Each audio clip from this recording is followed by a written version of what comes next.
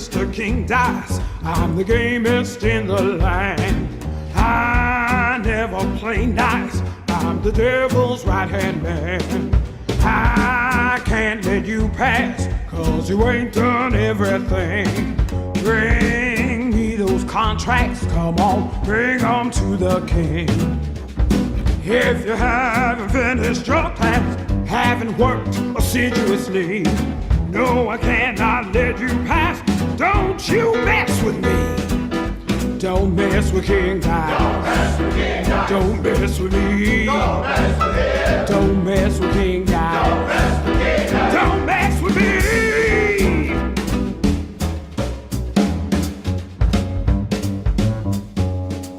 I'm Mr. King Dice. He just what I say. The devil has his price, and I'll make sure you pay. I don't have time to mess around, and I hope you will agree. Bring me those contracts pronto. Don't you mess with me. Don't mess with King Dice. Don't mess with me. Don't mess with King Dice. Don't mess with me.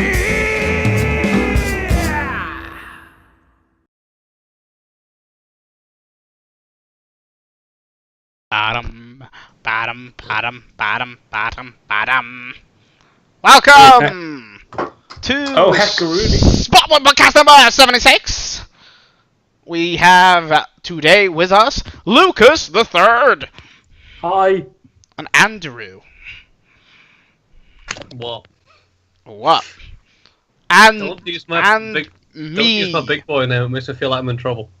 Andrew. And Andrew, a cat. Stop. What? Okay.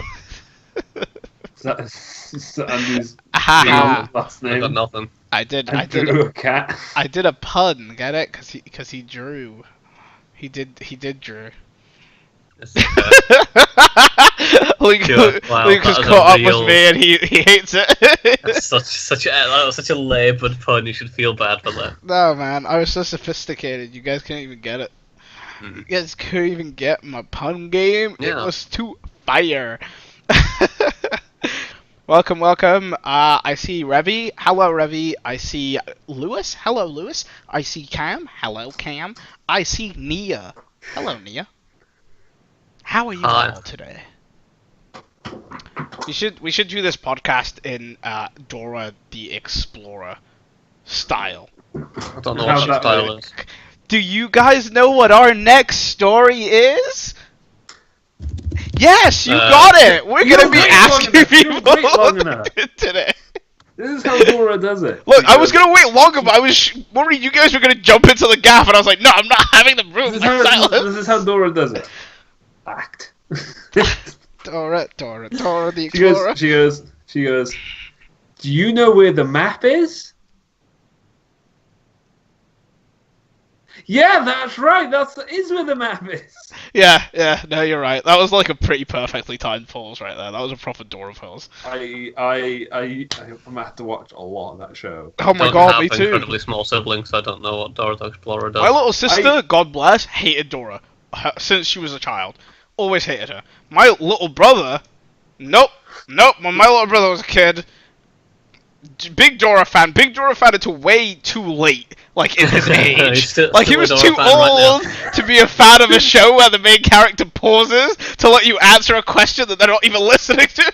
He was way too long. But, maybe that was a sign of something that we should be paying attention to. Whenever I was watching that show with my cousins, like if my auntie wasn't like nowhere near us, as in like in the room or whatever, like whenever she would pause like that, I would just go, "It's over there, you bitch!" Oh my god. You've taught your brother and sister such great things. No. I ruined my cousin. It was my cousin. Oh, okay, that's good. You're allowed to ruin your cousins because you don't have to live with your cousins. Yeah, no, I agree. And it's like putting little like bombs in someone else's house, and you just wait for them to go to grow up and explode into terrible teenagers. And you're like, I did that. I ruined that person's life. They grew up. Yeah. Congratulations, you did it. Nice. You did it, Luke. They grew up okay. And that's all we can say. I'm pretty sure they grew up racist. Is that the ones? One of them. Yeah, I nailed it. But those mean, weren't white because people. those weren't the cousins. Those weren't the cousins I ruined though. Like, Those just ruined themselves. They just. yeah, I had no part in that. That's fair. Luke just wants to go on the record to say he had no part in the racism. I had no part in that racism. Oh God! Don't say no! Stop Taking it! racism, Luke. The Come only on. racism I've taken part in is ignorant racism because I am ignorant. That's how you justify your racism, Luke. No, You're just like how I'm ashamed ignorant, of- therefore how I'm gonna ashamed yell of Nick. Okay. How was your week, Luke? Well, we're on you and your racism. That was a good noise. That was a positive noise. You got back to streaming last week, and then you stopped this week, right? I didn't. I'm not so much stopping this week. Yeah. It's more. I'm not doing a rota because There'll just be surprise streams. yeah, there'll be surprise streams There'll be a because surprise for you. There'll be a surprise for Luke. There'll be a surprise for everyone. Because there's Because we got- someone sleeping on his couch. we got some. Yeah, no, we just got some friends that like popping in and out randomly and stuff. Well, are going to be. And I don't want to commit to a stream and And then they're here like, tonight. Boom. Luke's dog gets kicked down. Yeah. Wouldn't even be surprised, to be honest. That's fair enough, I guess. I mean, like, as a viewer, I'm disappointed, but as a friend, I understand. As a friend, he's disappointed. Yeah, I mean, I was already there. I was already in that state. fucking meow. Anything else going on? I may try Dishonored 2 at some point this week. What? Get on, Dishonored get on. 2? Just, Might as well buy that DLC while you're at it. I hear Yeah. it's real good. that's what we're here. Has anyone here actually has anyone here played the DLC? Nah, I got it. I have Sitting to- there. I I have a to long list list of video games that I need to play. Yeah. That I own. It's a problem. Sounds so upset. What number every is it time in you this? talk What about number is it in the I'm list? really Like, upset seven. about it. I don't like it. I used to have a rule. I used to only get a new game after I finished the game, but work has ruined it because my finishing velocity versus my income and my desire for new games has just been thrown off whack. Everything is off whack. I don't like it. I feel like I don't need any more games. I still haven't played Turing Test, and I bought that ages ago. Oh my god, Turing Test is so good. I don't have time to play it. Come on, I've got too much stuff to do. It had one of the voice actors, or two of the voice actors from the voice actor thing we were at on it. So, Look at hey. you. Yeah. Look at you two being adults. It's adorable. Christ yourself. Your art wall is looking good. Yes, and I'm hoping to add more. Like, Yeah. The picture Right, like- frames you got are nice. They accentuate the art very well. I'm a big fan of black frames. Like, just thin black frames. just not getting in the way of Yeah. like. Also, I've done another thing where I've like not made them level because Oh, I I didn't get the notice feeling. that. Now I hate everything. No, because I feel like when you make I things, wasn't going to say anything about it, but I don't like it. no, when you make things level. I didn't know. I think you don't like it. Oh, fuck you! I don't like it. Carry No, on, yes, you Luke. can, Carol. So when you make things level, then like, I don't know, nothing quick. Your eye never gets drawn to anything. When things are unlevel. Yeah, well, Yeah, and then Like when eyes when get they're drawn. not level, yeah, throws your eye in the fact they're not things level get and it drawn gets to on the your fact nerves. that the person who put them up is an insane person. You kill them. Yeah. No! What this is Look, I this- don't like the idea of them all being. I don't mind- Hours. I don't mind uniform straight line pieces of art, but they have to be non-level in like a laid Some out some like sort of pattern. yeah, like Some if sort you of, were like, like exactly building out like 50% down the other one and then exactly 50% down from the one after that like staircased, that would not Yeah, that trigger would me make as sense. much. That would make sense. This is just an intervention for Luke's inability to No, import rights. no, because my gran was hanging up things. She'd put them anywhere on the wall. And, Okay, like, that's when she bad was- as well. When she was done, That's also bad. when she was done with that wall, like it was all interestingly placed. Like there was no kind of pattern to anything. It was kind of like a nice chaos. But like when I was lying down and looking at like the wall, my eyes always get drawn to different things, and sometimes I notice things that weren't there before.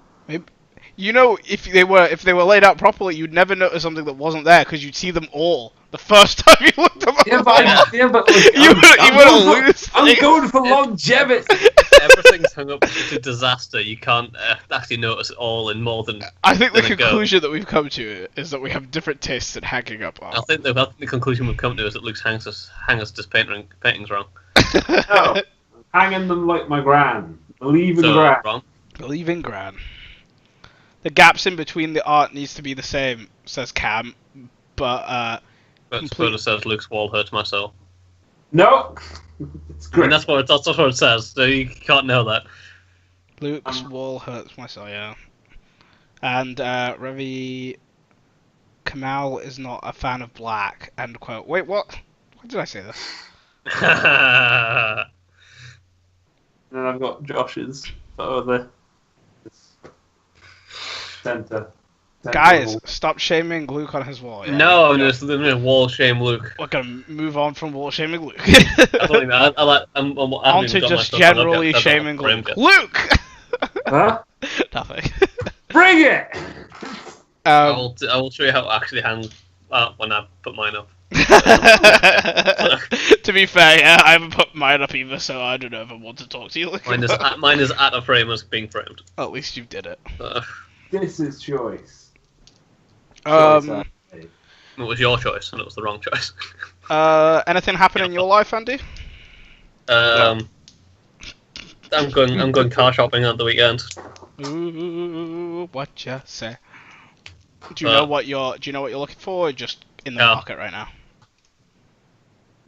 Not really. I'm just gonna have a look around and see what I can get. Cool. I want something that's better than my car, and that's about all That I've got. that's a good goal when buying a new car. I think. Yeah. I don't know. Maybe One I'm that wrong. doesn't have weird door handles before Cam makes that joke. The Cam doesn't make that joke now. You look like a weirdo. Yeah, I'm looking at a weirdo anyway, so it's fine. But yeah, this week's been kind of normal, just getting back to normal stuff after AGX, and now, nice. Yeah, yeah, I'm Thousand fully back to the norms now. yeah. 2 weeks later. My week has been pretty. Wait, I don't make. Look, a joke. Cam, I was talking about my car, and I talked about the weird door handles before you mentioned it. Yeah. Because I'm getting a new car. I'm gonna look for a new car. I haven't been up to anything special. Just work, you know, doing the work. Went down to my I fam know that. this weekend. Went out, had meal. Meal was good. Work was good. Everything was good. The door handles are not wonky. They're just different. They're just special, Cam. Go away. Special door handles. Yeah. Do you wanna get into the news? No. Okay. Yes. Thanks for watching the Spawn Point Podcast. I'm just gonna play you out now. Bam, bam, bam. That's the going out theme. It's It's super hype. Can we have a different one? I'm Mr. King Dice. Okay, I'm no. the Back. gamest in the Okay, yeah, land. let's do news. You gotta wait, Okay. wait for the stream to come back on. Did you turn off the No, I didn't. I switched to when it done streaming. I got some music going on. It was great. You committed to it too much. Welcome back to Spawn Point Podcast episode 76. We've got Lucas, we got Andy, we got Kamal. Jesus. We're here This again. podcast is a fucking Okay. disaster! And we're gonna go straight into the news this time. It's unusual. We never do this. We never go straight into the news. But we're doing it this podcast. Podcast Cuphead. number 77. Andy, Cuphead. take us away. I did Cuphead. Okay, I'll talk about Cuphead then. I guess. So Cuphead. We played it at AJAX. It was We hard, did. We talked about but it last it week. looks cool. It released on I will put some Friday, Cuphead on screen. I believe. And Yeah, you do. apparently Yeah, you do. it already had a reputation for being a very difficult game. I mean, we knew As- all about this. Yeah. As it turns out, this difficulty extended to installing the game. Yeah. So what was that about? Was this a console thing or a? It was basically you know how now you can get Play Anywhere titles where it's Xbox and Windows 10. Yeah. It did have issues where you couldn't. There was an issue with purchasing content servers on Xbox that took a few hours to get resolved on Friday. Right. And then after that, that subsequently broke the Windows 10 version, so you couldn't actually do Play Anywhere on it for the first 24 hours, which isn't great. Yeah. It's not ideal. There was also a few updates that gave bugs to it, so all the save files on Windows 10 got corrupted whenever you alt-tabbed out of the game. Oh no, but alt-tabbing is the thing everyone does on PC all the time. Yeah. How were you not prepared for this? Yeah, I know. So they were told, just don't alt-tab out of the game, and we'll work on a patch. And I was like, oh, okay. That's not ideal. Not ideal. But once people are getting past those issues and stuff, it is reviewing quite well. Like they're saying it's a good Yeah, people are enjoying it. throwback. Yeah, it's a good throwback to when games were difficult, and it's like, I don't know what the word is, sort of like an amalgamation of what it is to have a video game, I guess, if that makes sense. The bare bones sort of thing, but in a good way. I still define it even in its complete form. So I've watched 4 of Jesse Cox's Let's Plays through it. He's playing through it. He hasn't finished it yet, but we're pretty close to the end at this point. Mm-hmm. And I would still call it a boss rush game. Yeah, I've watched even if in its final form. It does make, yeah, it does. It's their boss rush game, yeah. Like everything seems to be a build up towards a boss. Right? Yeah, and it seems like for every 3 bosses or something, there's a run and gun level, which is what they call their platforming levels. Yeah. Like you start them and it's like run and gun, and oh my god, the music and the audio design in this game is beautiful. Yeah, I have a few. I would say 90% of what I would want out of this game was the music and the visuals. Yeah, right? Yeah, I think that was definitely very true for everyone that's bought this game or was looking forward to this game. It was an appreciation for what they've done here and how impressive what they've done here is. And it's just kind of insane, really, looking at it, and you're like, this is a video game. You know, these events are not scripted per se. I mean, obviously there are some scripted events. Nia says, good thing Microsoft didn't go, hey, look at this game, it's not demanding and it's a basic side scroller, let's put a $60 price tag on it. $20 is a good price. I'd buy this if it had 4-man co-op. $20 is a good price. I think $20 helps it a lot because of, if it was a $60 game, my gripes with it being just a boss rush would be bigger, but yeah. I don't mind that it's a boss rush. I just felt like originally from the EGX, my expectations, I just felt a bit misled, I guess. Yeah, I guess it didn't really disclose what it was gonna be. Yeah, and I hadn't read tons about it. And if you read about it, you do find out it's a boss rush very quickly. But I just went off their trailers and didn't read anything else really. I guess the trailers just sort of suck you in with all the visuals, and you don't really think about what the game's actually portraying. Yeah. Right. But the bosses are all the bosses I've seen so far. I've seen 6, and they're all really well designed. They're all very unique. I was gonna say they're totally unique and totally yeah. You could tell how much work went into making them. They're all, none of them even have similarities to each other. There's the castle, there's the big birdhouse thing. Yeah. And there's the waffle and the carrot. They're all super different. They're super different, and they're the art and the animation on all of them is they're all great. There's none that you feel which one did we fight? We fought the frog dude, right? We fought the frog dudes and we lost to them, and we fought the carrot and the carrot potatoes, the vegetables, and we that's right. beat the vegetables. Why 4-man co-op? Sorry. Oh no, go. I was wanted to ask you a question. What would the difference be with 4-man co-op? I'm gonna guess that he just wants to be able to play with more people. That's what I'm gonna guess. But we'll see. So some of the pet peeves I have with this game, I think, and in the demo I felt this, and I still feel this watching it, I don't like the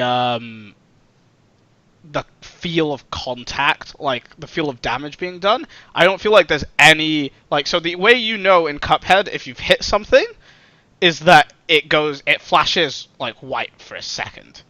right? Like, if you look at this lady here, like when they start shooting at her or any of the things, it flashes white for every bullet that gets hit. I think that there needs to be some either audio, and audio probably wouldn't work because of the amount of music and already current audio going on screen, or some like form of knockback on the character. Just like if you just move their sprite back a few pixels and then moved it forward, I think that would make hits feel not only feel better, but like you could have, easier like, to an animation, like if you do a certain amount of damage for it as well. yeah, to mentally recognize, because there are scenes where an animation is playing out, and you're hitting it, and you don't know if you're doing damage at that point. You just gotta believe because there's no health bar, you know. There's when we played against the frog thing, we were just shooting at it, was like, are we damaging it? Is this actually happening? Yeah. What's going on? Are we winning? Are we not Exactly. winning? I don't even know. And there's no health bars on any of these things. So when you've got things that have such huge health and no health bars and no major way of recognizing damage input, like it doesn't always feel like you're doing it right. Yeah. So that would probably be my biggest issue is the game. Other than that, I'm really enjoying it. The music, like it's just beautiful. Yeah, I could just listen to the soundtrack all day, right? Yeah, we opened to a song from Cuphead that Andy sent me. And yeah, it's just great. It's really well done. I think it's from what I got, I think it's all from when you fight the Birdhouse Man. Ah, cool. Possibly. It's good times. Did you have? Does anyone have anything else they want to say about Cuphead? I'll probably pick it up at some point. Yeah, I would pick it up at some point as well if someone else was doing it and we'd go through it together with them. Oh, I'm down. Let's do it. I think that'd be really fun. I think we'd hate each other and we'd hate everything about the universe. part of the game process, right? Part of the game. Yeah, once got my fill of Destiny and FIFA, I'll probably pick up Cuphead. Yeah. Especially with it being such a decent price. Yeah, I'm after I finish this like boss on Destiny, I'll probably be putting it down for a good while and playing some other games. Like Super Mario Odyssey is coming. That game. That's not XCOM, is it? That's Mario Rabbids. Yeah, Rabbids is different. Rabbids, I don't know when I'll buy it. Maybe November, but November's when my One X is coming, so it seems like a bit stupid to buy that game then. I don't know. I'll figure it out. But Odyssey is pre-ordered and ready to go. It's coming soon. I really want to play Odyssey. Yeah, right? It looks great. I'm so hyped for that. This is the one that gave everyone existential crises because they didn't know whether Mario was actually a hat the whole time, right? Is he the hat, though? Is Mario the hat? I saw so many things about this because he can take over things that was Mario the hat all along. Is he even a human? Mario just a hat parasite? Is he just a symbiote? And he attached to a human. And you know when he attaches to things in that game, they change? They don't just grow a mustache, they change ever so slightly. So when you attach when you're in the human world as Mario, all of the humans are like double your height and they look like people, and then you're like, Mario, you're meant to be a human. You're a sewer mutant. You're not even a human. I reckon it's because when you attach Mario's hat to humans, they turn into Mario-like creatures. Oh my god, they turn into 4 foot. They've turned to 4'2" husky plumbers. Yeah. Oh my god. I think he's like 2'5" in that game. This is nightmare fuel. He's tiny. Could you imagine someone putting on that hat then they would turn into a squat little plumbers? Oh my god. What's happening? Was a super that sounds like? What? It sounds like a new Stephen King horror book. I wouldn't put it past him. It looks exciting. Odyssey's the one I did like the complete 180 on. Like just in regards to like when I first saw it, I was like, "What is this trash? Why is Mario standing in New York? Like, what is this game?" Yeah, lots of people had that reaction. Oh, I thought it was New Donk City. New Donk City. It's got the dub name. You know the mayor of New Donk City is what's she called? Penelope. Like the oh shit! Really? Yeah. Mario girl, right? It's been a while, eh, Penelope? You big-breasted woman. I think she's just got curves They've now. toned it down. She's just got regular old curves. Well, that was the strangest thing about going back and playing. Like, I'm not really playing, but watching the Crash Bandicoot remastered. was the fact that like Crash Bandicoot had a girlfriend in the first game that was like super curvaceous, and I was like, oh god, no. Yeah. Oh god, no. Because that was like era of like what's it called as well? Conker and crap, like furry ladies were a thing. No, don't want to know about that. I mean, it was a thing. It was a thing. It was a whole thing. A Breath of the Wild game of the year, to be honest. Guys, get ready to see that, because that's what's happening. I'm just stating facts to y'all. Wait, it's not even an opinion. If we're talking about games of the year, I can move on to my next bit of news if you want. What's Breath of the Wild? Yeah, what is Breath of the Wild? And my next bit of news is about game of the year. the only game that can ever win the best game of the year ever, and about a new mode that it's going to be getting in its next update. That's right. It's Skyrim news! Skyrim's back to win Game of the Year again! Skyrim never left, Kamal. Skyrim never left. Skyrim's always been here, watching you Always, sleep. yeah. Basically. It's always been there breathing down your neck. But no, yeah, it's getting survival mode in its next update. So, What? yeah. Why? You can tell Luke is really into it. So, Fallout had it, and everyone thought it was a really good idea, so they're putting it in Skyrim. Did Fallout have it? I just missed that. Like, How did you miss that? It's just, okay, oh, wow. survival mode. Oh my god! I thought I was going. Oh, okay. No. I'm with you now. I thought you meant survival mode as in like old school survival mode, like hordes of enemies coming at you, and you have to like conquer them every round. No. So like certain parts of the map are like you have to like wear better clothes so you don't freeze to death, and like you need to eat food to get bonuses. Okay, yeah, no, that actually Yeah, sounds like a stuff movie it edition. adds. Yeah, it's Fast actual travel survival. has been disabled. The amount you Yeah. carry has been drastically reduced. Shrines aren't free anymore. You have to pay gold to use them. Fatigue will run your magicka meter down, and you will need to sleep in bed to recover. That I just might actually sounds like play- a chore, to be I honest. might actually play that. Look, people want to have difficult games, right? Yeah, So people are love- like, my life isn't enough. Yeah, of course. Like, I want my games to be a hard slog, and I want to feel pain when I play my game. The pain of existence is not enough, God. Yeah. Punish me further. Alright, okay, just- cool. Are you I okay? just- Do you need to talk? Look, I think it's dumb. I just kind of realized the fact that I was saying that like, oh, this sounds like a good idea. It sounds good. I just remember the reason why I stopped playing Skyrim Yeah. like a few weeks ago was because A few weeks ago. Yeah, Luke's been playing Skyrim from then until a few weeks ago. And he's like, Pathanax and you huh. can't forgive them. I was making- why did I stop playing Skyrim after 7.5 years? What went wrong? Oh, Skyrim, it's finally too much. I was playing and I just reached level 5. And I realised how that sounds now for the whole Took you 7.5 years to reach level 5. Look. But It's not even a level yet. Luke's really good at Skyrim. But like because of the Dawn Guard DLC, when you reach a certain level, vampires will spawn in Whiterun, and then like that'll start the Dawn Guard quest. Because this guy basically like, comes and defeats them. But I don't know, the game seems to be bugged because I go in Then Thomas the Tank Engine flew in from the sky. and I'm like, every time I go in, I'm like, okay, I'm gonna get them this time. But then they throw master vampires at me, and I'm just like, I'm level 5. Why am I being up against master vampires? And why are there 3 of them? Well, Why yeah. do they have accomplices and war dogs? I get you, Luke, and you felt this is too easy. Survival mode would make this better. It'd be better if they injured me and then I would slowly bleed out unless I actually went to an actual apothecary and made my own healing potions. I had to stop playing because like I'd kill them. Like, you know, imagine every time I killed them, it was just me, sword, shield, haggard breathing, blood soaked all over me, Yeah. looking like a Vietnam vet, just like, so the killing Yeah. it never stopped. But like I had to keep reloading because I kept killing all my favorite NPCs. I was like, why? Why? Not the NPCs. They weren't even important ones. That's what but Luke it's just spent like, I all like this time. that lady. He hasn't been playing the game. He's been building up a relationship with all the. That's what I'm saying. This NPCs and survival whatnot. mode is terrible for Luke.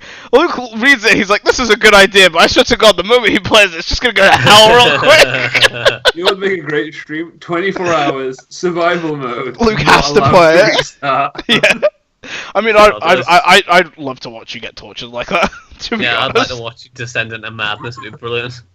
I just have to keep because they killed because there's a Smith lady like right outside the gates of Whiterun. No, sorry, right inside the gates of Whiterun as you come in, and like they just murk her straight away. And every time I'm rushing in trying to fight them off, and then she pulls out a sword because like all the NPCs automatically attack a threat in the city. I'm like, And you're no, just like, no, don't do it. keep dying. Yeah. Oh, what Maybe am I this time- going to tell Preventus, your father?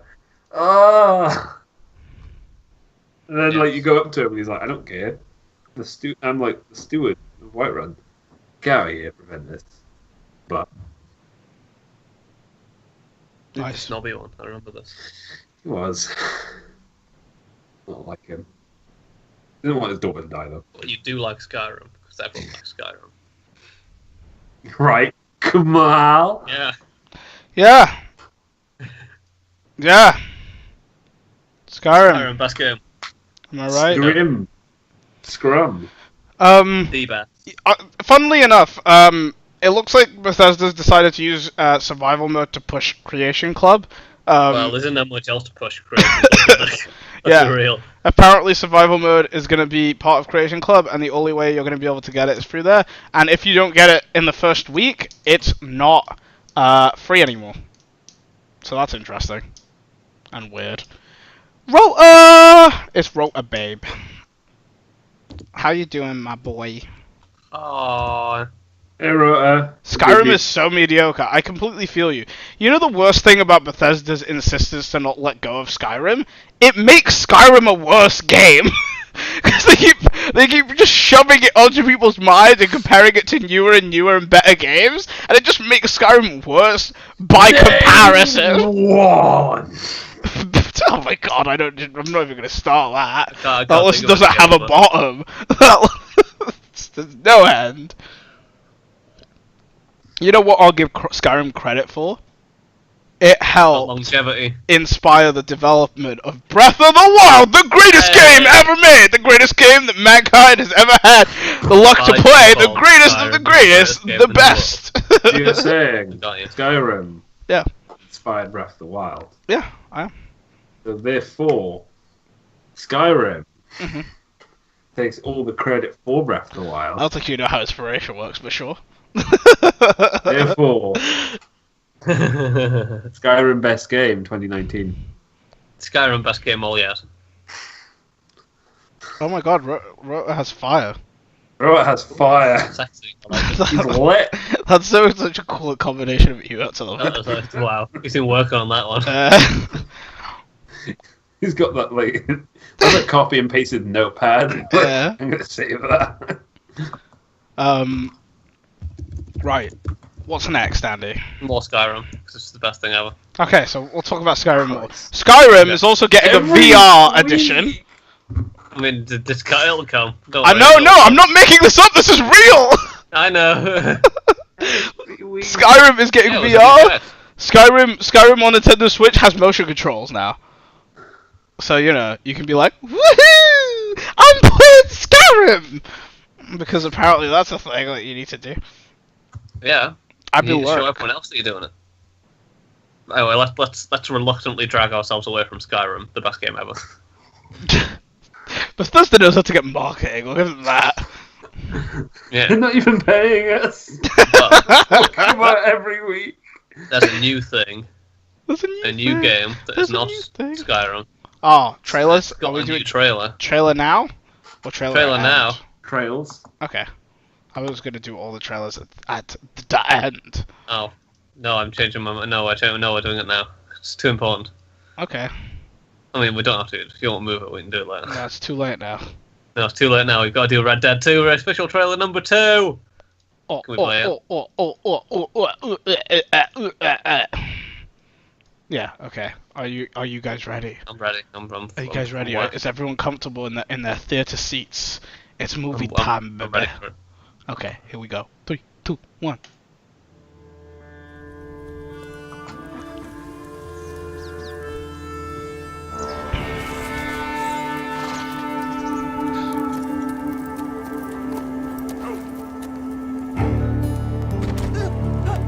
got some money for me, boy? I've seen your name in our ledger.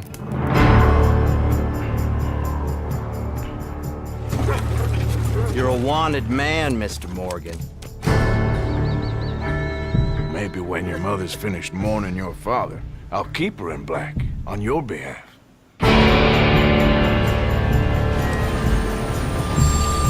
We got lawmen in 3 different states after us. They chased us from the west, they chased us over the mountains. We'll need an extra gun. This place ain't no such thing as civilized.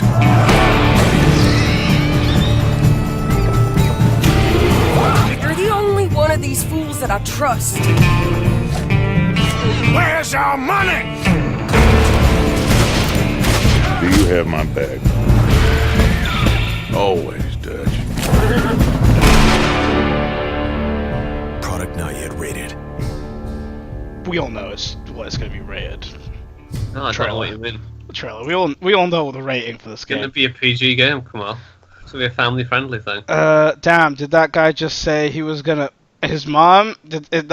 No, I think he said his mom's dressed in black because his dad died, and he's like, I'll keep her in black because I'll kill you. That's what he was trying to say. Yeah. But I mean, I'm sure he'll also sex her because why not? It's Red Dead. Might as well, right? Yeah, okay. I'll have this trailer on loop in the background muted as we talk about Rockstar's latest and potentially greatest. I mean, lots of people have said that Red Dead 1 is probably Rockstar's best game ever. So Red Dead 1 wasn't Red Dead 1 though. No, it was. I mean, even Rockstar's calling it Red Dead 1 now. But yeah, anyway. It was definitely one of the best games, especially when they brought out the DLCs for it and stuff. I like Neil was saying, this is a prequel. It was. Yes. I think from the initial reveal, people were predicting it to be a prequel. Well, there wasn't really much. You couldn't really do the same sort of genre in that because Red Dead 1 was basically the death of the Wild West, so it'd be kind of hard to follow on with that in the same genre. Yeah, and I think people, like, story-wise, people were, like, counting horses and crap, and they were like, oh, you know, they showed I think they had the buffaloes and said it was they were more spread out, so clearly it wasn't the same one. Stuff like that. I think from what my memory recalls, it was like, I think they said it was about 20 years previous. Maybe. Yeah. The Dutch reveal, though. What? I was speaking to this. Yeah. Yeah, they said Dutch, so they think it's going to be the gang, the Dutch and John Marston was in. Yeah, like John Marston was in Dutch's gang, and like John Marston joined as a kid, so this could be Dutch's gang before John. Is heavily involved in it. Like we're definitely gonna see John Marston in this game. I'll be very surprised. I'd be very surprised if he didn't.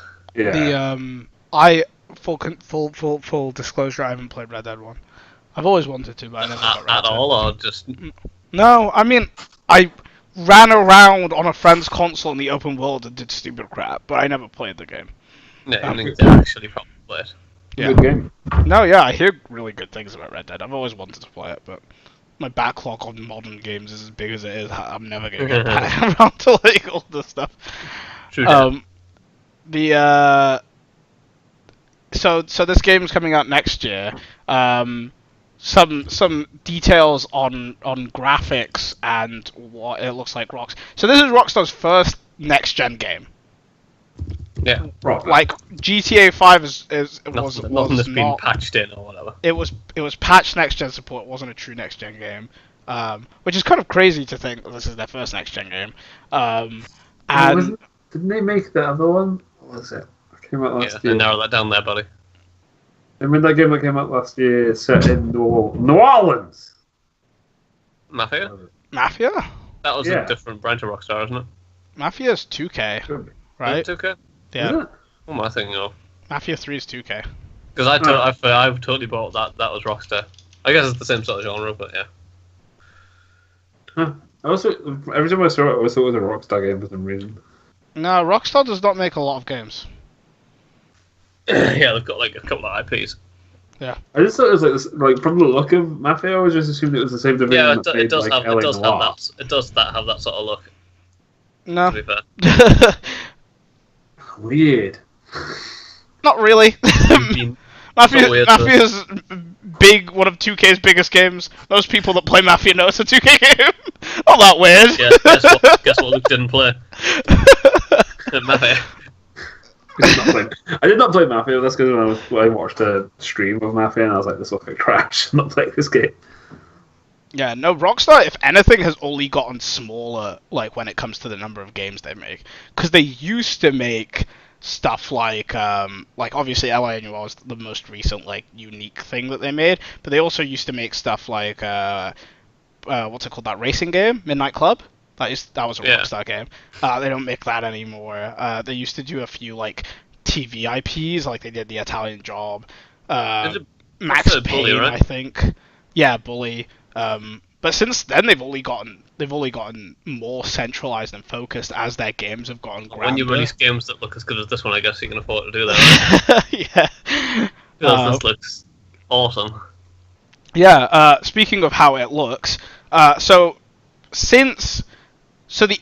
Funnily enough, the introduction of the engine that this game runs on an engine called Rage. It's a special in-house Rockstar engine. It stands for Rockstar Advanced Game Engine. Rage. Yeah. Rockstar name or something. Carry on. And that engine was the first Red Dead Redemption. That's when that engine was born into existence, and then it was used for the second time ever with GTA 5. And it has now been taken off the workbench as it were, and retooled into a next-gen machine and used again for Red Dead Redemption sequel. So it's pretty interesting that the two times this engine's the one time it was made and then the one time that it's been majorly updated were both for the Red Dead games. So Red Dead is always going to be like the standout looker in the role. Almost the one to look real good, right? Yeah. So some stuff. Digital Foundry did a cool little breakdown of the trailer. Digital Foundry is great because they pixel count and they do all of this insane stuff to analyze and find out stuff that developers don't want to say yet. What do we know? This is more than likely running on a PS4. It's 1080p. It's live in-game footage. These have all been confirmed. Very unlikely that it's running on a Pro console, and it's definitely not on Xbox One X. So this is not its best look. This is, its worst look will be Xbox One, obviously. Yeah. But yeah, this is kind of like the average case of how this game will look. I expect it to be sharper and have bigger draw distances and stuff like that on like the 4 and the 4 Pro and the One X, and then on PC just more of that. Also, they were analyzing like tons of stuff. Like the animation in this game is insane for an open world game. And the other thing I think everyone that's watched the trailers picked up on is the faces. Like the faces are super detailed. They're the most detailed Rockstar faces have ever been by a mile. Rockstar had when they had brought LA Noire out, they got lots of plaudits for how well animated the faces were. So yeah, the faces were well. Draw on that and make it. That's the thing with LA Noire, like the faces were really well animated, but polygon-wise, they were still surprisingly low. And that's always been a thing for specifically the Rage engine, but Rockstar in general, because Rockstar makes open world games. Open world games means tons of faces on screen, which means you tend to keep those faces as low poly as possible without making them look ugly, because it's easier to draw. I guess. Something I noticed in GTA 5. Yeah. Like there was more emphasis on, I guess, animation in like the characters. Yeah. That I'd never seen before, because I'm like, even in the last GTA Liberty City, Nico still ran kind of like how Carl Johnson ran in San Andreas. Yeah. Just like. Yeah. But they felt more like natural, and 100%. like everything felt way more natural in GTA 5. I think, like, going back to LA Noire, like Andy says, I think they learned a lot about character animation during LA Noire. And during... It definitely gave them a solid base to draw from. Yeah. But this is this is something else. Like if I jump to the scene with this guy talking, where is it when he's telling, where he leans the guy into that he's gonna kill him? And, Yeah. So you can see him, and he zooms in, and then as soon as he finishes his sentence, right? So he closes his lips, and then his eyes just dart from ever so slightly from one side to the other, as if he's looking into both of the guys he's talking to's eyes. Like, it's such a human thing that you do not see in animation very often, and it's such a small detail. Like, and it's one thing for a game to have this. This is like the level of facial animation that you get on an Uncharted game. It's one thing for a game like Uncharted to have this because it has 5 like main faces in it. You know what I mean? That you'll ever see close up.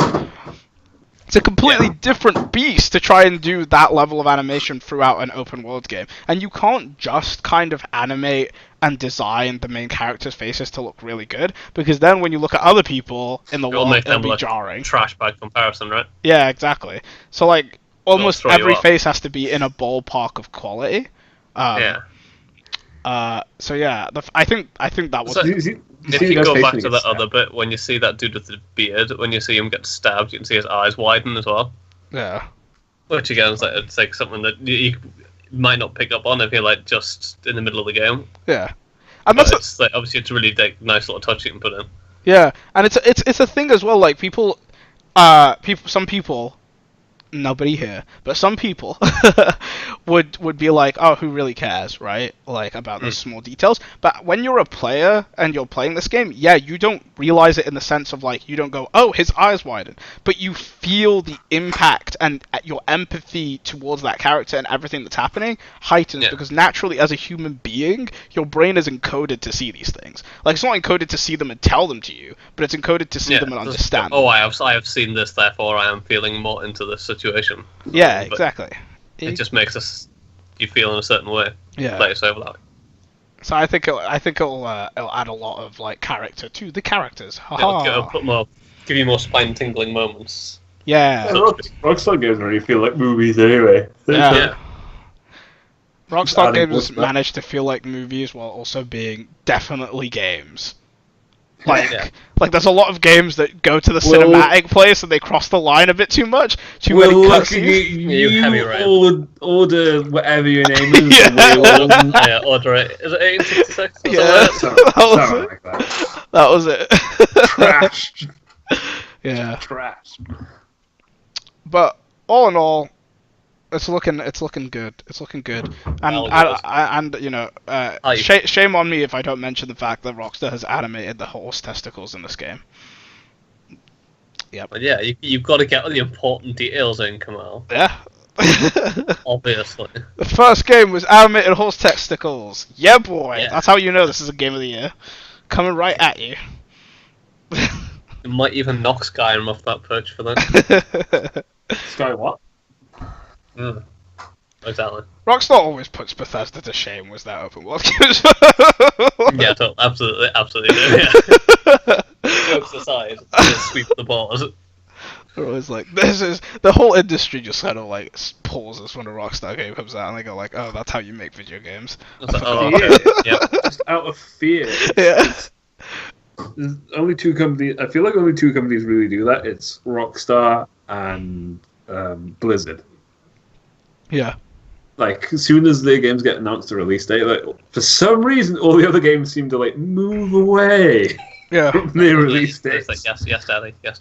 Yeah, it's because like they're not only masters of like their genre, like with Blizzard being like multiplayer games and Rockstar being like open world games. They're masters of their genre to the degree that it doesn't matter if you like that genre or not, you're getting it. So no other game can release at that period.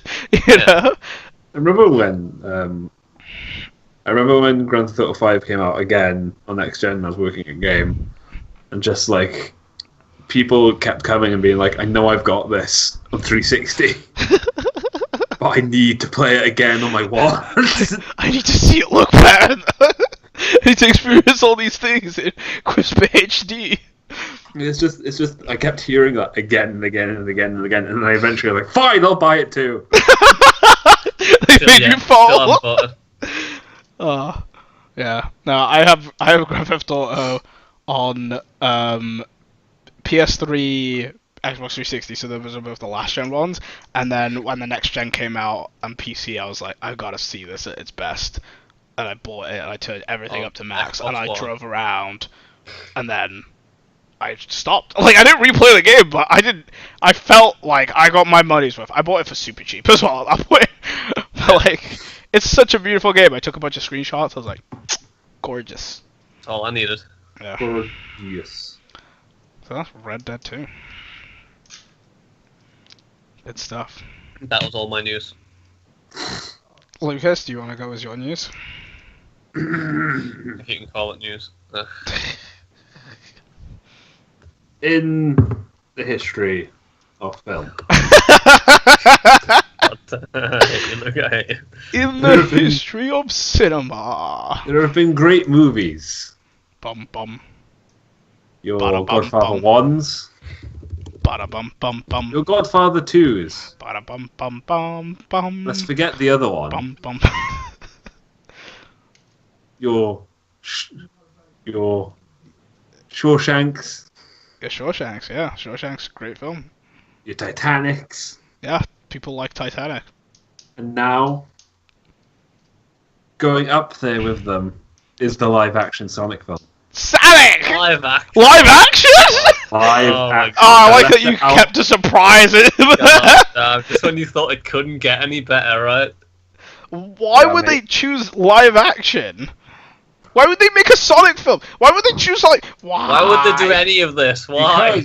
Because if you may not realize, Paramount are the people who have Oh, got the right for these films. And let me just get these are the highest grossing films in North America for Paramount. Okay. Titanic. Good start. Transformers Revenge of the Fallen, Transformers Dark of the Moon. Forrest Gump. It couldn't be so bad. Shrek the Third, Transformers, Indiana Jones Kingdom of the Crystal and Skulls, Transformers Age of Extinction. Transformers. Paramount. When they got like Michael Bay at Transformers, they were like, "That's it. We can retire. We're done. We did Is there it." anything else? Remember trying? No, us neither, guys. They have got some films here though. It's like they got Star Old Trek, films. which was a good one. They got How to Train Your Dragon. Oh. Fair enough. But yeah, like it's just one of those things that's like, if anyone's gonna try to make a live action adaptation of this, it's gonna be Paramount. And like, Do we know who they're doing it with? Do you know who's playing Sonic? not yet. They've only picked up the rights. They've Just only now. picked. Yeah. Well, Oh, Like, to if be you want fair, picking up the rights doesn't mean they'll ever do anything, was it? No, we can but hope, right? look at Transformers. Do I have to? I don't want to. They're like, hey, kids franchises can be great when you make them dark and gritty.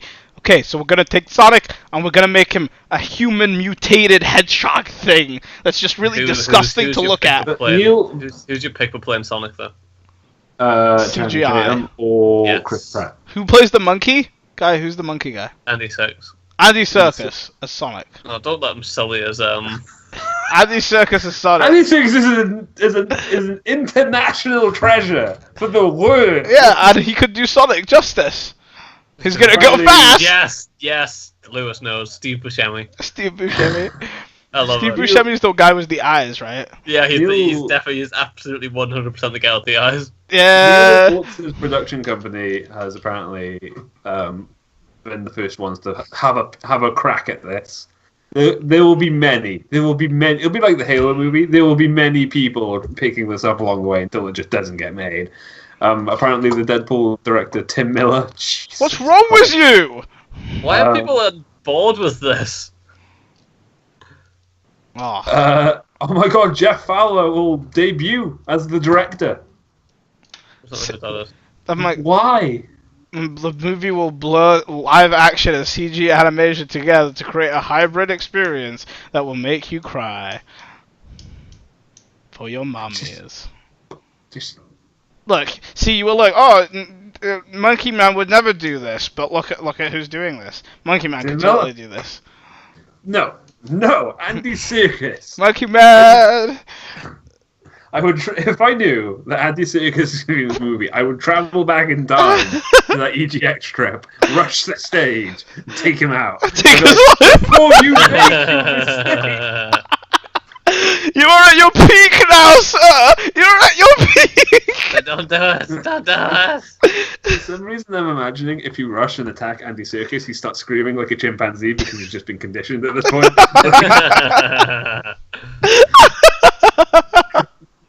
At least they'll make it feel less like killing a human, so you can get away with it. I would be more upset about killing a chimpanzee than a human. You got problems.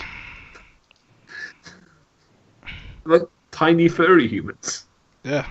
More adorable. Tiny dumb furry humans. When I went to Chester Zoo, a chimpanzee broke a twig off a branch, and then he crawled all the way up to the this was an internal enclosure that had vents at the top, and he just started shoving branches through it, throwing them at the people.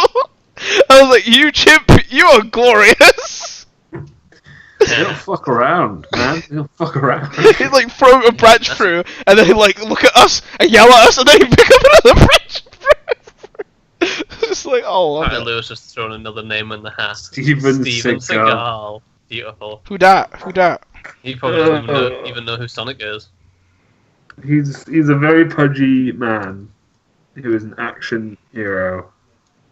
Man, it's just Steven Seagal. Is it Mole Cop? No, that's Paul Blart. No, that's not even the that's the character name. Not even. Yeah, I was gonna say, Luke. That doesn't mean it's not Steven Paul Seagal. Blart at this point. Doesn't mean he's not Steven Seagal. Who the hell's Paul? Who the hell's the dude who plays? Oh my god! I searched Steven Seagal, and the first picture I get is him standing behind Vladimir Putin smiling. Yep. Okay, I like this guy. He should be Sonic. And he can get Putin to come join him. Steven Seagal is the guy that Sonic my Putin. granddad is obsessed with. This is the guy that Lawrence is obsessed with. Steven Seagal makes. Yeah, he's the one who I said would have been in one of the Expendables, even though I don't know which one. Right? Yeah. He's Kevin James is Paul Blart, apparently. Kevin James, guys. Thank you.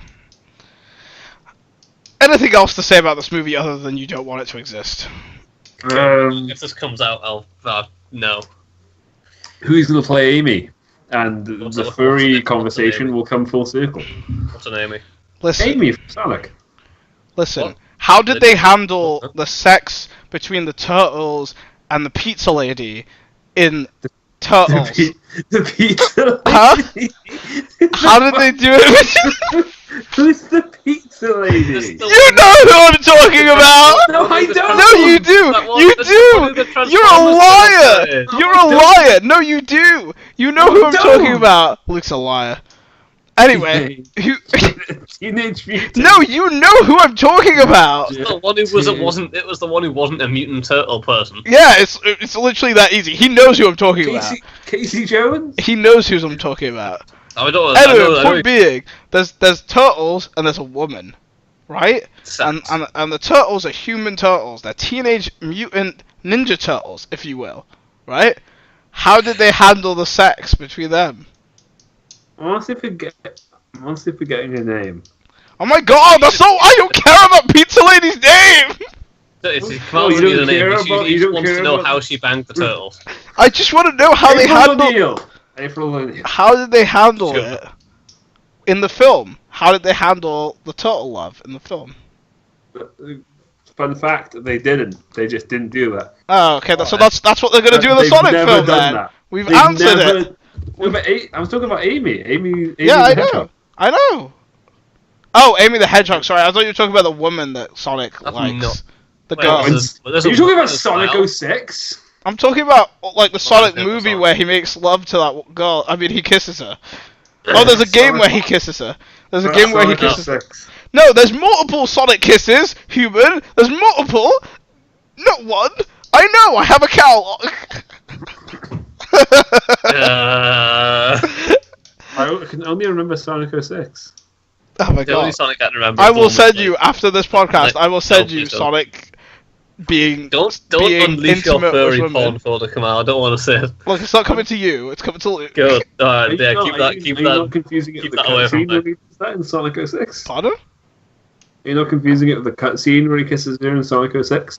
No, there's a cutscene where he kisses Yeah. her, And then What, there's you tons guys of have a disturbingly there's tons large of knowledge other about scenes where Sonic and that girl, like in the cartoons and in other things, are like weirdly close, and it's not okay.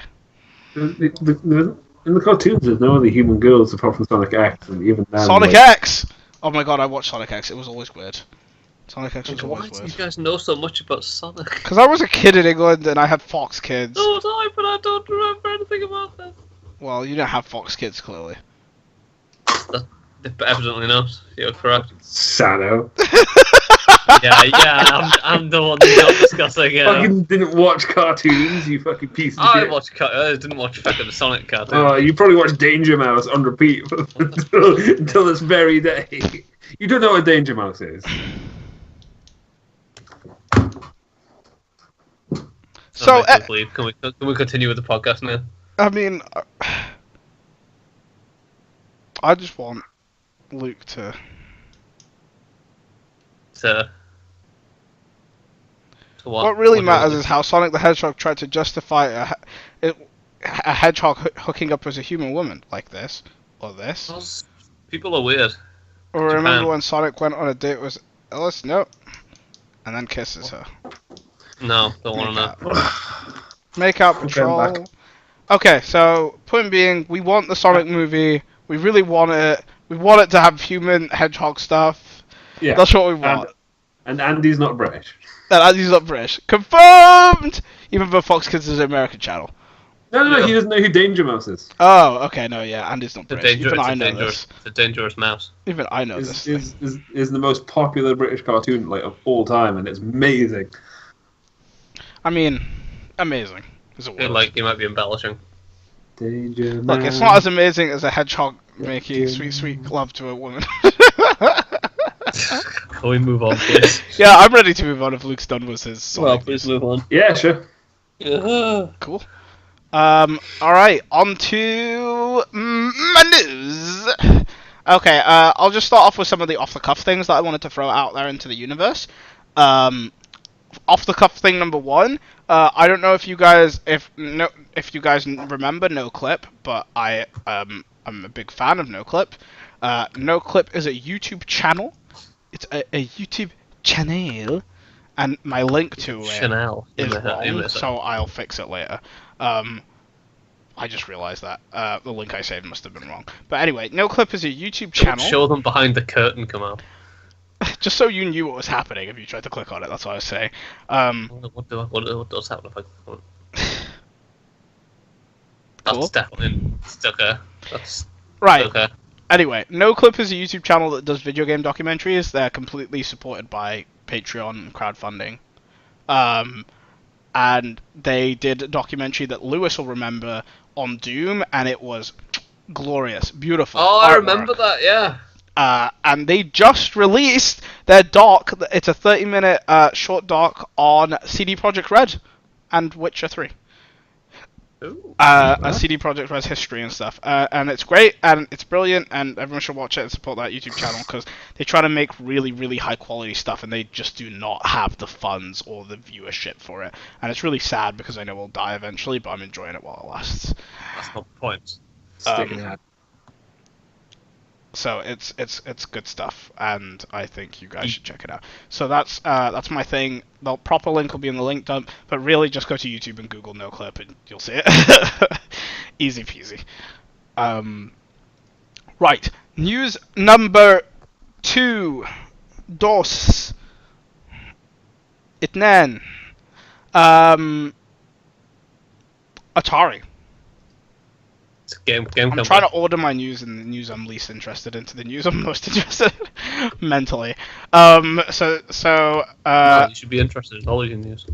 I am so super interested. So Atari is a company that, in most people's opinion, doesn't exist anymore. Rightfully so.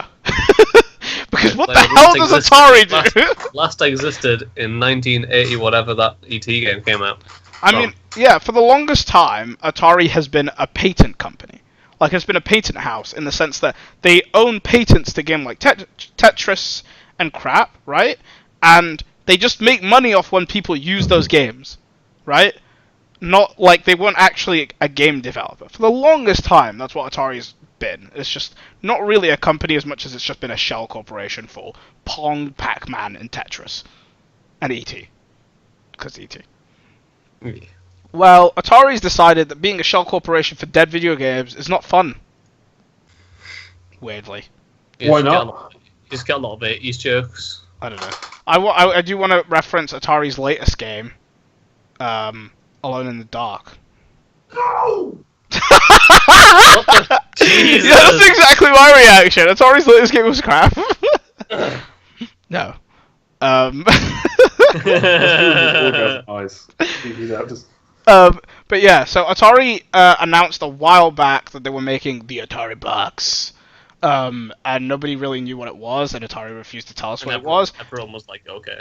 But they showed us a picture, and they were like, look, it looks like this weird mixture of plastic and metal and wood. Ain't that chic? And people were like, I mean, I guess. What does it do, though? Yeah, looks alright. But, like, what does it do, Atari? Don't worry about it, all become clear. And yeah, and that's basically what they were like. They were like, don't worry about it. Has all become clear, Kamal? Nope. They just why did you bring up this news? they released a bit more news, right? Yeah. And they pretty much just said that it's gonna be I don't know how best to put this. Do you remember Steam boxes? Yes. I remember these. I remember this. You remember how Steam boxes were meant to become a thing, and then they just died and disappeared into And nonsense? no one ever spoke of it ever again. Yes. Yeah. Just in case anyone was wondering why Steam boxes died, Valve linked them to Linux support, and developers didn't want to do Linux support, so. I thought it was like, nah, you good. Well, this is basically a Steam box. But does it have Linux support? We can expect to never see anything from it ever again. No, it's an it's a PC innately inside, but that's not really saying anything because the Xbox One and PS4 are PCs. Like everything's a PC nowadays, you know. But point being, like it's got CPU, it's got RAM, it's got graphics card. It's just like it's a standard PC. You could theoretically just install Windows on it and it'd run, right? But it's gonna ship with like an open source like Linux distribution, and it's gonna come with like an Atari emulator, and all the old Atari games. So remember the mini NES? Yes. Like that, but if the mini NES could also play Steam games, like you could also download Steam on it and play PC games. So that's what they're saying it's going to be. So basically, it's a little PC that you're going to be buying, and it's basically a tiny little pre-built PC, is how I would describe it to anyone looking to buy it. Apparently, it's going to cost a minimum of $250. So around that like PS4 Switch pricing. And so, like, what we can assume is that since it's running a Linux distribution, it's going to have access to Steam and Steam games, but not all of them, because the majority of Steam games are Windows only. That is getting better. To credit to the Linux community, it is getting better, but it's still not great. And I just don't know. Is anyone interested? Okay, Luke, you want a PC? Yeah. Are you interested in the concept of a console that's a PC instead of just getting a PC? No. I don't know. I don't know what the market for it. This is what I said back when we talked about Steam boxes, and this is what I'll say again. I don't know who this is marketed at. Hardcore Atari fans, Idiots. they just run emulators on their regular PC or on a smartphone because it's an Atari game and anyone can play it anywhere, you know? Yeah. And then PC people are just going to buy PCs. Hey, Wind. Yeah, it's a nice box. I agree, Wind. It's a pretty box. I'd pay £20 for that box. Yeah, and then I could put my own PC in it. Yeah. Maybe they should just sell cases. Maybe that's what Atari should be. Yeah. A Just case be company. like, yeah, do it. Yeah, I don't know. I've seen Bad move, bad plan. Eurogamer's referring to it as Ouya 2.0, which I think is fitting because Ouya died a horrible, crappy death and nobody cares. Because Ouya also sounded interesting, but then Turned out to fell be crap. into like the ether and never appeared ever again. Yeah. So, yeah, so that's that. I mean, if you want a low-cost system to play video games on, buy a PS4 or an Xbox One. If you want a PC, buy PC. Buy a PC. if you want a Nintendo Switch, buy a Nintendo Switch. You should do that one.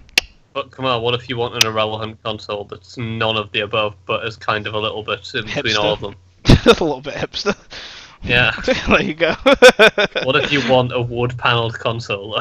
It looks like a cable box. It does kind of look like a cable box. Like It does. It looks like an old TV box. Yeah. I see that. So that was We my got a console for you. yeah, old people. Next on the list of news is some sad news from Sony. Andrew House, who's been the head of PlayStation, or as Sony likes to call it, Sony Interactive Entertainment. What? He's been the head of them for since the PS4 was announced.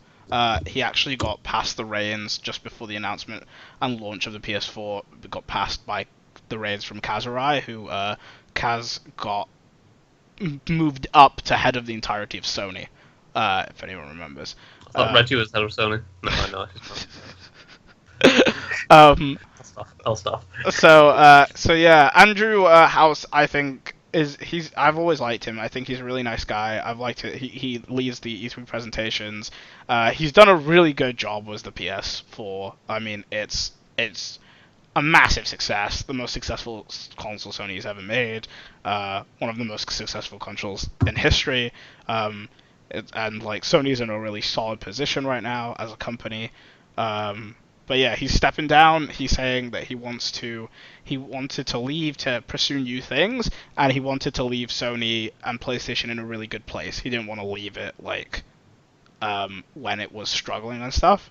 Didn't want to jump off the signature, basically. Yeah, so he's like handing the reins to another guy. I think the other guy's called John something, but he's not a face. Which is a bit annoying, because I think when you hand like an entertainment company to someone, like you kind of want it to be someone people know or have a relationship with. Like it works better that way, in my opinion. I would say so. But I'm sure this John guy is very capable. Like he's probably very good at his job. But anyway, John Fodera. That's the one. He's handing him a really solid Sony, so it'd be hard for him to mess it up anyway. Like it's a really solid PlayStation right now. Literally, he's been at Sony since 1992. Yeah, he could in a day make PlayStation better by just saying we have to support crossplay. Like, so if you really wanted a strong start, that's what you should do. You know, if you're listening, John, that's what you should do. That's what I'm saying. Yeah, it's the crossplay, drops mic and leaves. Yeah, they're just like instantly is the best. John, buddy, don't listen to these guys. You stick to your guns. You do what you want to do. Yeah, he wants to do crossplay though, right, John? Yeah.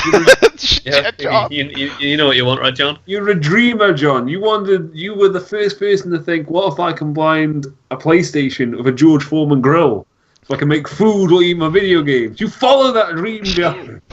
But anyway, yeah. So what's his name? Andy House has been at Sony for 27 years. Which is insane. And this new guy's also been at Sony for a long, long time. Like if Andy said 1992. Since 92, yeah. Yeah, so that's and he's also been the deputy to House for like 2 years. Which is good. He'll know what's going on. He knows what's going on, I believe. Yeah. I'm interested to see what House is moving on to. People in this industry tend to move to other places in the industry. He's going to move on to the Atari box, right? Maybe. We should be doing more stuff like this. Maybe Atari's like, hey, can you save a sinking ship? He's like, oh, that's a challenge, like, my friend. I like a challenge. Then 2 years from now, Atari box best-selling console 2018, yeah. 19, 20. Oh, yeah. But yeah. The best. So hopefully, you know, he's probably rich as buggers. He's gonna land on his feet. He's gonna do well. Who do you want at this point? I would imagine. I'm just hoping that Sony keeps what, for the most part, is a really good user-friendly company strategy going forward. I mean, other than their crossplay thing, I don't really have much bad to say about how Sony runs PlayStation right now, and their like strategy to exclusives and stuff is great, and it's really working. So hopefully that doesn't drastically change under new leadership. New leadership. The problem with new leadership is often new leadership wants to show off that it's new leadership, so they do something drastically stupid straight off the bat. I'm just hoping that this isn't going to be the case. So that was Sony news. And in more console PC politic news, Steam bombing.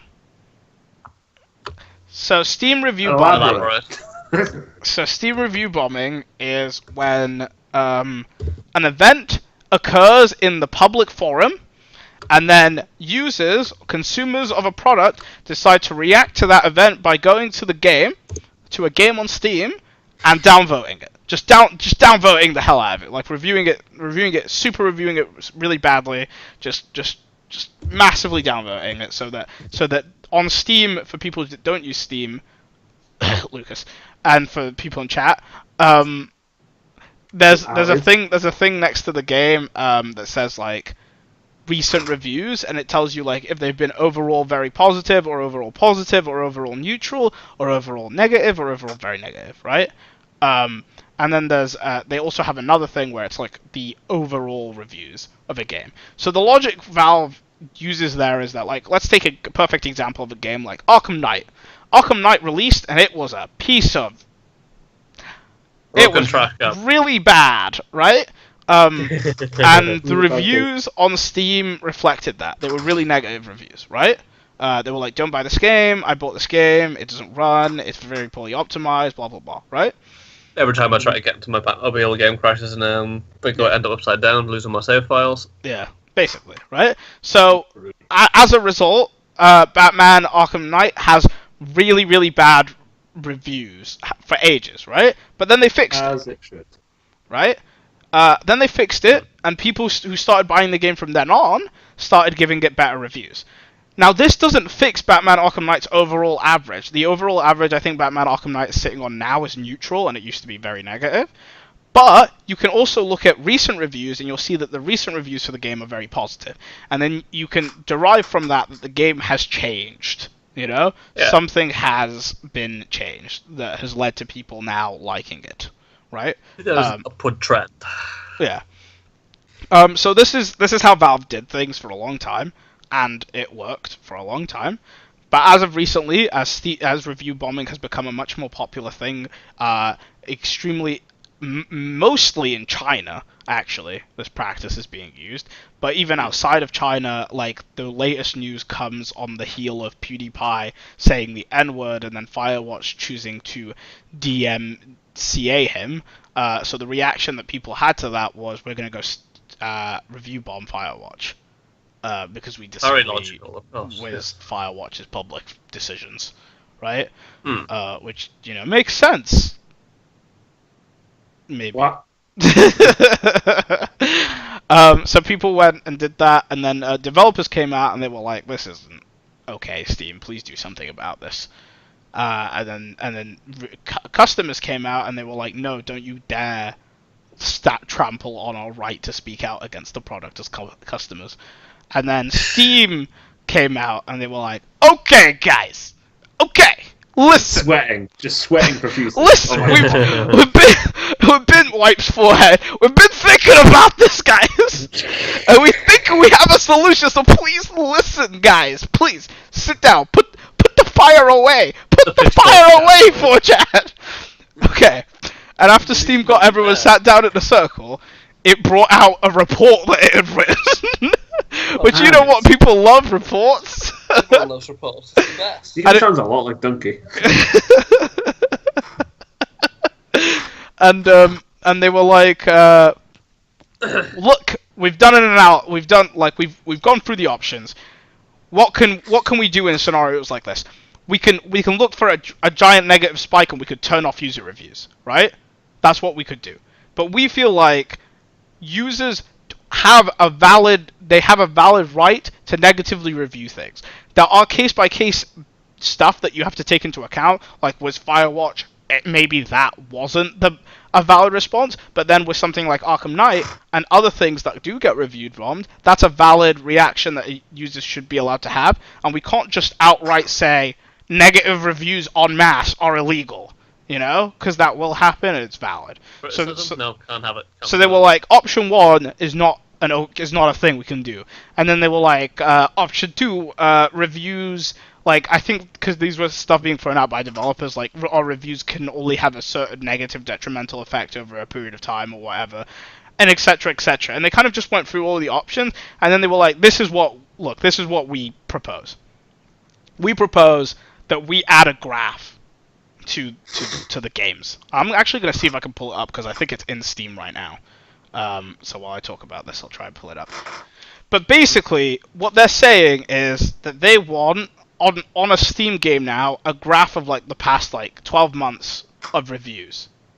See how like opinion trends. Basically. Yeah. So you can. So it's basically the same logic of their original idea of like overall reviews, recent reviews, but completely granular, like in the sense that it's over a year, and you can see when a giant like review bombing event occurs, and you can see that it's review bombing. A massive downward spike in like 24 hours or whatever. Yeah, and then you can see when it climbs back up. That's what Valve's proposal was. So the reaction to Valve's proposal has been somewhat mixed, and by somewhat mixed, I mean extremely mixed. Lots of people are saying, okay, that's good, that makes sense, I understand that this is a complicated problem and there is no real solution.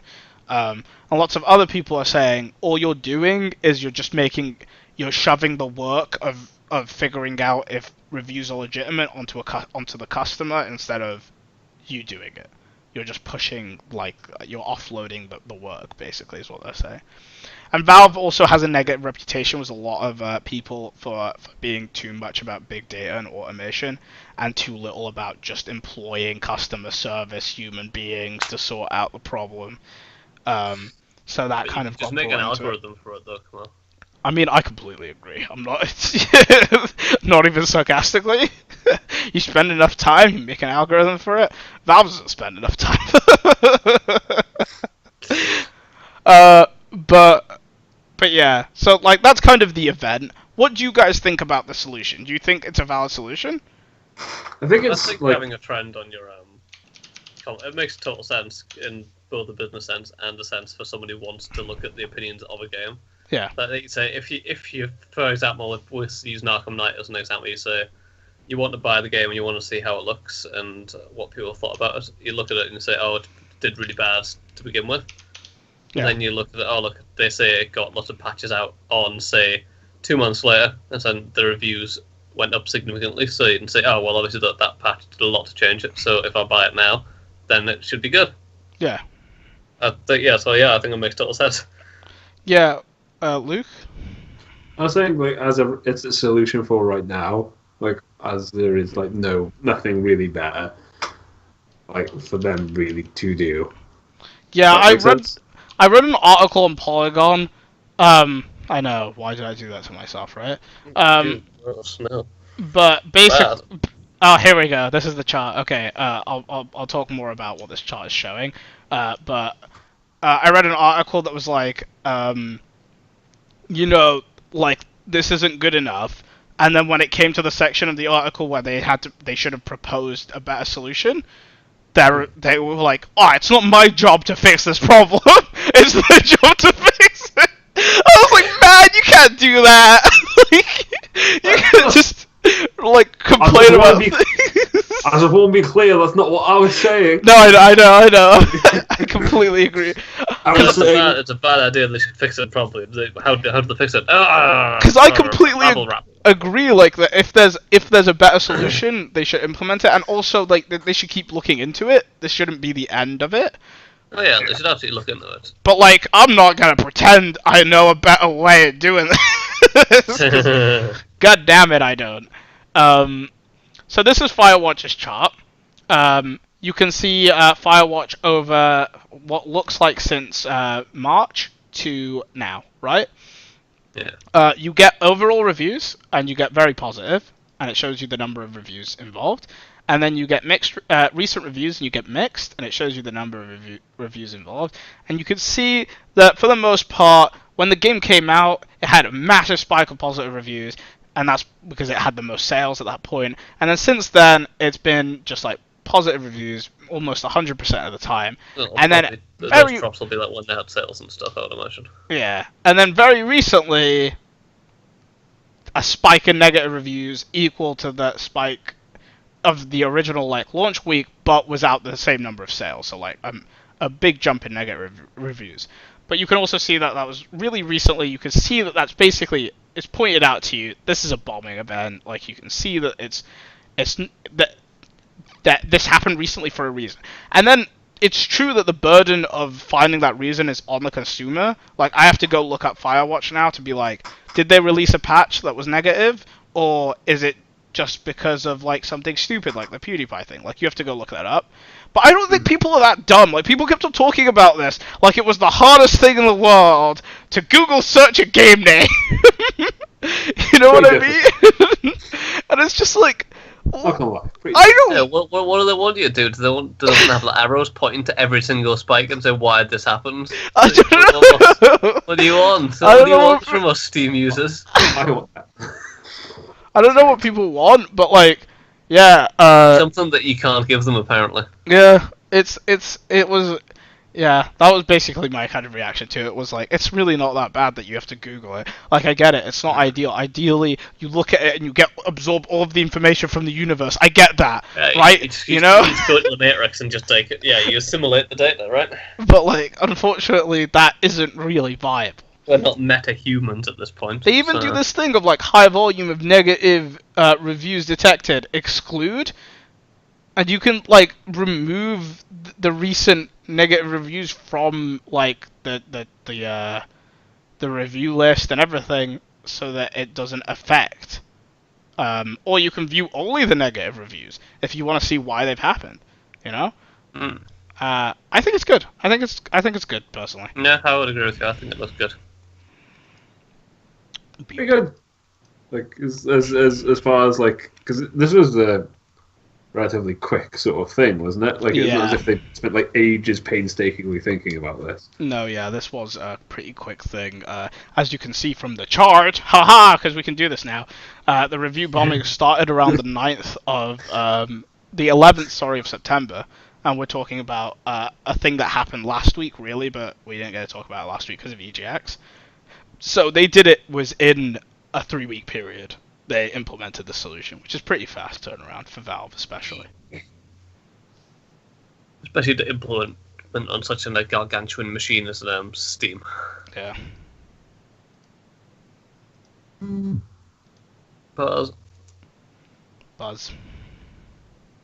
Phone. So yeah, that's all I had to say about STEM. And my final piece of news is about a game called Project Octopath Traveller's working title. This is the trailer, right? Yeah, it has a trailer, and then I will talk about it after the trailer. So I'm gonna load up the trailer. It's a rather long trailer, but I think it's worth watching. Okay. Okay, let's do it. Yeah, let me just knock us into trailer time. And 3, 2, 1, hit it.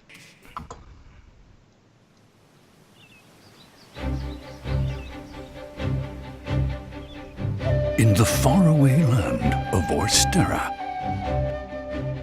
8 travelers venture forth. Step into their shoes and explore the realm as you see fit. 8 brave souls, each with a unique talent. 8 lands, 8 stories to be told.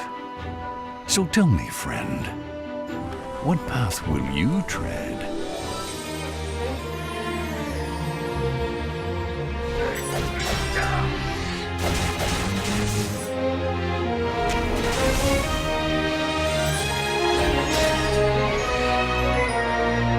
Embark on an adventure all your own.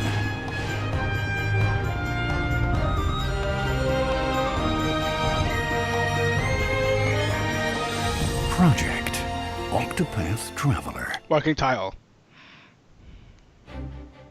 The producers of Bravely Default at Square Enix bring us a new fantasy world brought to life through a mix of CG, pixel art, and visual wizardry So I that think- the developers... If I'm just gonna mute at this point, if you guys, because I think I can explain the rest of the stuff this guy's about to talk about. Luke? Yeah. Okay, cool. Sorry, your camera I think froze or something, so I couldn't tell if you were. No, I was watching it, but no, carry on. Yeah, so this game we actually, I don't know if you'll remember, but we first saw at E3. There was clips of it shown at E3, and I saw it and I was like, what is this pixel art 3D weird game? I'm in love. Instantly fell in love was the art style. Still in love with the art style. So it's currently a Nintendo exclusive game, Switch exclusive, being developed by Square Enix. If you can't already tell, the game is JRPG. I was going to say it looks like a very modernized version of the first few Final Fantasy games. Yeah, it's very similar to the original Final Fantasy games. Harkens back to that mechanically and almost an art style. Yeah. It's actually made in Unreal Engine 4. And all just of, like the original Final Fantasy, right? Yeah, and all of like the lighting and the zones are created like dynamically and like ray traced and everything, but then you've got these pixel sprites living in this world, and it's this really cool juxtaposition. Yeah, totally. And so I really like the art style. But on top of that, some of the other cool things that this brings to the table. So like on the base, at the core of it, it is a JRPG. So like it's a pure JRPG, and if you like JRPG and JRPG battle systems, that's what you're getting here. The uniqueness comes in a couple of different stages. The first one being the art style, the second one being in the character systems and the way they're telling the story. So the story is there's a single story, but you can start like it's a singular story, but it's like, you know, like everyone's story is different, but they all reach like a central point, and you can play the game 8 times, and every time you can start with a different character, and that different character starts at a completely different place in this massive like world. So it's the same storyline, but all of the characters start in different places, and it's sort of and they like the way they by the same integral plot line, I guess. Yeah, that's basically the impression that they're giving out. This game is pretty far from release. So the characters don't intersect in any way? No, I think they do meet at some point. Right, okay. I think they intersect and also divert again. Okay. But either way, there's like the way they're pitching it is kind of like there's these 8 stories that have commonality in them, but they're mainly 8 different stories about these 8 different characters who live within the same world. But this world is big, like it's like when I say Earth big, it's obviously not as big as Earth or anywhere near, but like in the sense that it has its own geolocations and its own cities and towns and stuff. So these characters will start off in different geolocations and different cultures and different backgrounds, right? And they also each... A streamer's video started playing. No. Right. Okay. That's actually really funny. I'll link you it after. Remind me. The other interesting thing is that each character has an ability that no other character has except for them. So, like for example, the knight character in the game can challenge anyone to a duel. Anyone. Like, you could just be walking through a city and you could go up to, like, that one woman selling apples and you'd be like, you! Duel me! You're offended down, sir. It's like, oh, what? Sorry! The way that you said you duel me. It's like, imagine you picked on Yu-Gi-Oh! I was like, I'm ready! Walked out a duel disc. It's like, shit, I wanted to play it's time to dun-dun-dun! Yeah. He's holding the sword and he's got his card out at what? What's this? Yugi! What's happening? But tell me.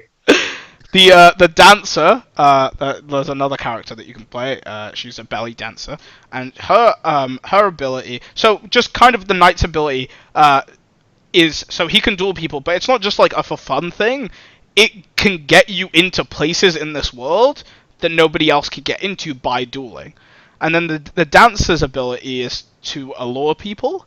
Of course it is. Because she's a stripper. She's an old stripper. Like that's what she is. That's what belly dancers are, basically. They're just old timey strippers. Basically. But anyway, so her ability is to allure people, and the way that works is like if you enchant someone, they follow you, right? And you can just you can enchant almost anyone, and they'll start following you, and then they can follow. You can move them out of a place. You can distract a guard, or you can enchant a person and then take them into battle with you, and they'll fight alongside you. So you've just like added a character to your party temporarily. Pretty cool. So those are the 2 characters they've shown us out of the 8, and the 2 abilities they've shown us. But the thing is, like, the game world, there's gonna be things that you can't discover unless you're a specific character, because like the only way to get to that thing is using the specific ability. You know? It definitely encourages you to replay with all the different characters. Yeah, exactly. Like, maybe totally different plot lines you can unlock. It's the thing you couldn't have done with the other people. Yeah, exactly. I think that's a really cool idea. Yeah, for sure. So what else? The coolest thing about this game is it comes out in a year from now, but when they showed this trailer off, they released a downloadable beta onto Nintendo Switch, which I downloaded and played. And after you finish the beta, you get sent a survey that you're allowed to answer, and they're going to be using the answers from the survey to push into current development while they still have tons of time to reshape and like carve the game out in different directions, which I think is really cool. Like, for example, if you play the battle system and you're like, oh, this isn't good, this isn't, like, the survey lets you get really detailed into stuff. And hopefully the way they're presenting it is that they're going to really listen to this feedback, and they've got time, and that's why they did it this early. And hopefully that's true. Hopefully, like, they do take that and use it to make the game even better. Yeah, that's cool. I like that.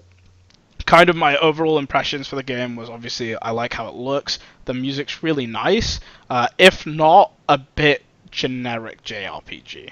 Like, it's really well done, but it would fit in any other JRPG. It's like placeholder music sort of thing. Yeah.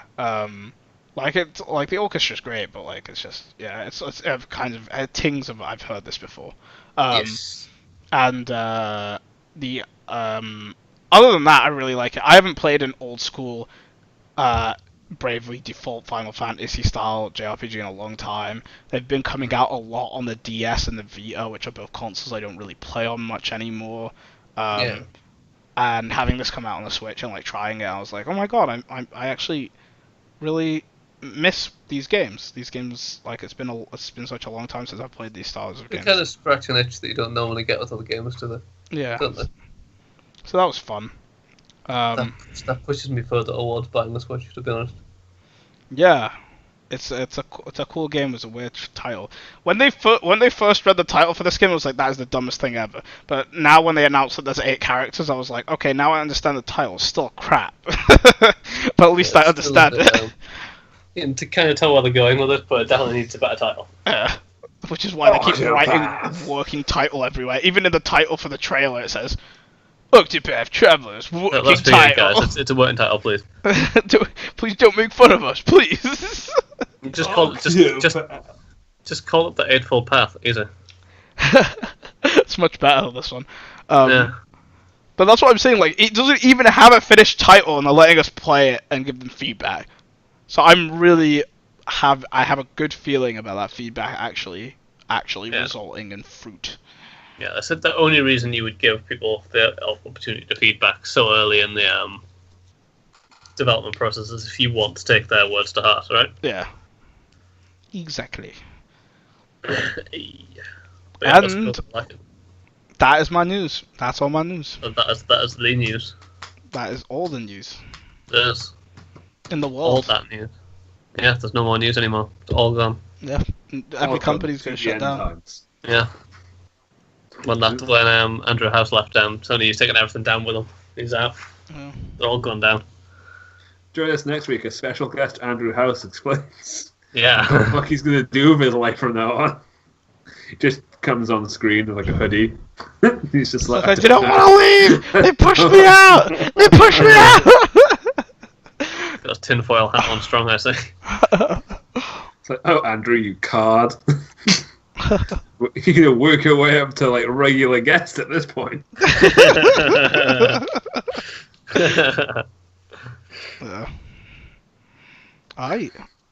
do you want to do Go with the someone. thing, Andy? Do any particular thing you want me to do? Yeah. Thanks for watching, guys. If you want to read more about the stuff we talked about, it's all going to be in the link dump on YouTube and on here. If you want to follow us on Twitch or Twitter or whatever, all that stuff, we're there. We've got a Discord, I'm sure it popped up in there somewhere. Hopefully. If you want to send us news you want us to talk about next week, just get it to us via here, Discord, Twitter, Pigeon, Telegram, whatever. We'll put it in the link dump and we will give you a shout out. Thanks for watching. Goodbye.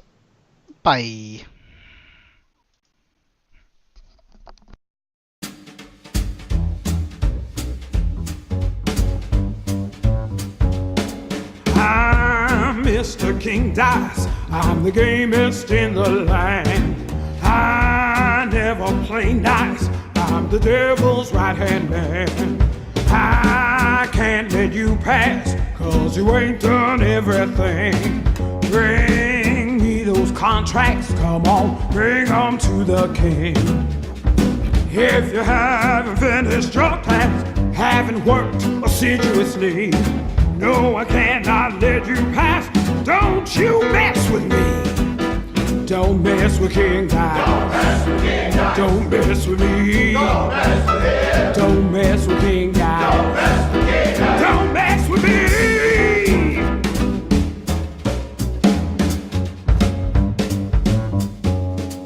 I'm Mr. King Dice. He just what I say. The devil has his price, and I'll make sure you pay. I don't have time to mess around, and I hope you will agree. Bring me those contracts pronto. Don't you mess with me. Don't mess with King Dice. Don't mess with me.